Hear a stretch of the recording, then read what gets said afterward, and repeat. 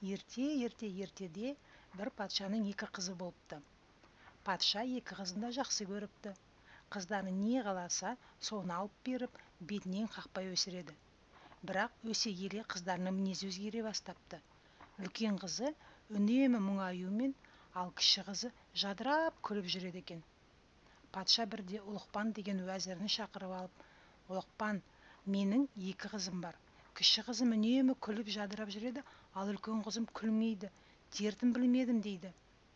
«Патшам, рұқсат етсеңіз, сарайыңызда бірнеше күн қонақ болайын. Қыздарыңыздың мінезін көрейін, жауабын содан кейін берейін» деді Ұлықпан. Патша рұқсат етеді. Сөйтіп Ұлықпан екі қызбен күнде сұхбаттасып, сыр бөліседі. Байқаса, жайдары жүретін кіші қыз ұйықтар алдында үнемі тек жақсылықтар ойлайды екен. Таңертең ұйқыдан тұрғанда да тек жақсы адамдарды, жақсы істерді ойлап оянатын болыпты. Ал үлкен қызы күні бойы көрген қиыншылықтар мен жамандықтарды еске түсіріп ұйықтайды екен.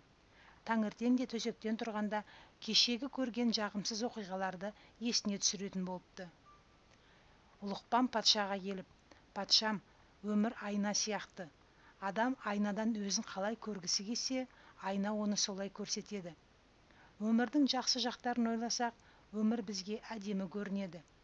Сіздің үлкен қызыңыз өмірінің тек жаман жақтарын ойлап жүреді. Сондықтан оның ойын да жамандық билеп, ашу-ызаға тез бой алдырады. Қабағы ашылмайды.